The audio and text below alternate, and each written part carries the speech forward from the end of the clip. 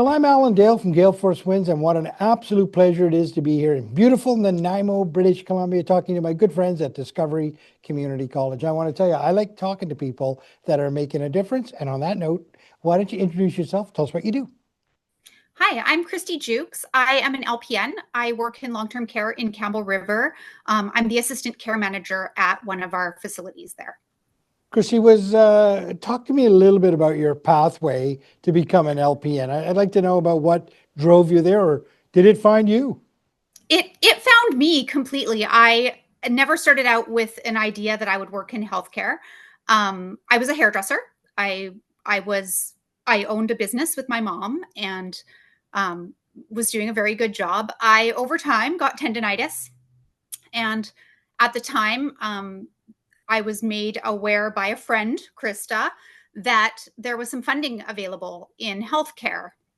And we had a little conversation about it. And I said, oh, I don't know how my mom's going to feel. We just started this business, but man, it sure hurts to work. And she's like, well, it's paid for. It's a grant. It's a really great opportunity. Even if you don't like it, it won't cost you a thing. And so I talked to my parents about it at that time. And they said, well, we'll take over the business. You do what you need to do. And so off I went.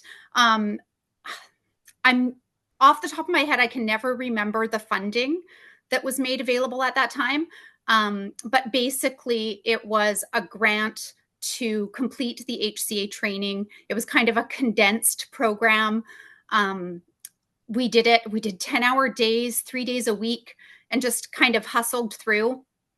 And I started working as a healthcare assistant and loved it. The skills that I had as a hairdresser applied to working with the elderly and taking care of people kind of in a different way. Instead of taking care of their top half, I was kind of taking care of the rest. Right. And right away, I thought, okay, I think I need to be an LPN. So I got my foot in the door. I doubled my income moving from hairdressing to healthcare, like pretty much overnight. Wow. So when I decided I wanted to be an LPN, I went back to Discovery College. They were offering the Access program. So we were able to get in with 600 hours, I think it was, of the HCA program. And you could get a condensed kind of PN program.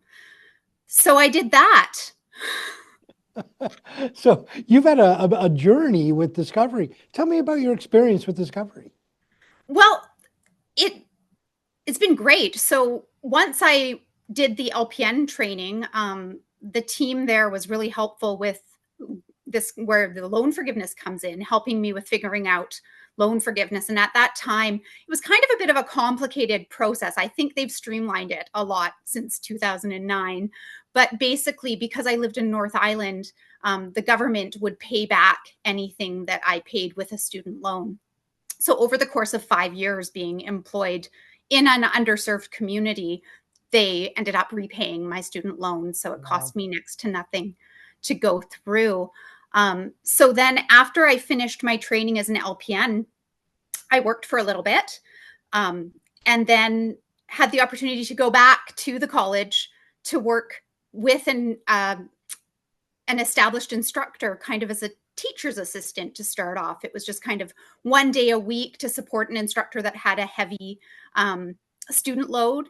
And so that was really exciting to be brought on as a new nurse to then kind of get this opportunity to teach other people, which was something I loved doing when I was hairdressing. I did a lot of the training and teaching other people at that point too. So then I trained with one of their experienced instructors and just loved teaching. And so when there was an opportunity to take a class, I did that. And that was amazing. So I got to kind of see the Discovery College world from the perspective of a student twice, and then also as an employee teaching. And that led down the road to also working on their administrative team. So then I got to see from even behind the scenes of the instructors and who's developing the programs and what goes into that and all that sort of fun stuff, which gained me even more skills to my little basket of goodies that I had from my previous training, which gave me the skills to then be where I am now, back in a long-term care facility, but more on the training and administrative side as assistant care managers. So it kind of all came around full circle. Wow, what a journey. And the way you describe it, the only thing that comes to my mind is the opportunity that exists as a nurse right now. There's just so much opportunity. The scope of practice has changed and grown and evolved that you can have a conversation like this where you've done so much. Talk to me about the opportunities.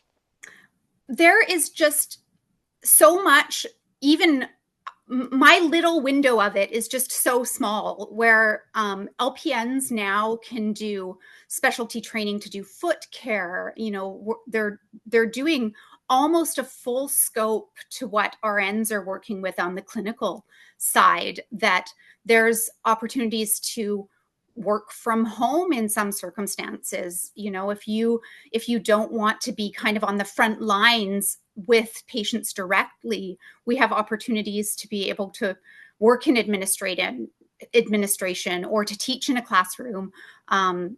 Really, the opportunities are endless. You can travel, you can do, I don't have a travel bug. It's not something that's in me, but I do have colleagues that just kind of move around everywhere, and they have opportunity to see all sorts of different communities and decide where they might want to eventually land and take root. And it's really exciting to see that career just really take people kind of anywhere that you want to go. There's little doubt that a conversation like this will find itself at the dining room table where people will be discussing, well, I wonder if I can do it. I wonder, should I be a nurse? Sounds exciting. Do I have the ability to do it? I wonder, can I? What would you say to somebody like that? I think if anybody really, if they think they want to, they can do it. Um, the trick is to get through the parts that are a little bit more challenging, to then be able to make the choice of the parts that really kind of make your heart sort of liven up and sing a little. So, you know, if you don't like the surgical piece, if it's a little kind of too gross, you know, you can just get through it, pass that skill, and then not choose to work in surgery and kind of go anywhere else. If the kind of really hands-on physical parts are bothersome, there's opportunities in administrative roles where you can still use your nursing skills and education to help without kind of all the liquids that can sometimes go with the job. Yeah. Um, I bet you're quite happy that your friend one day said, hey, have you ever thought about being a nurse? That must have been an unusual conversation, but look at where you are now. It was an unusual conversation. It went something like, but what does a healthcare assistant even do? And she's like, just catheters and taking care of people. And I was like, okay. And then get off the phone and I'm Googling catheters and taking care of people. How is that going to work? So yeah, it was an interesting pathway. I never thought I would ever do anything else except for a hairdresser. And now I can't imagine being anything different than a nurse.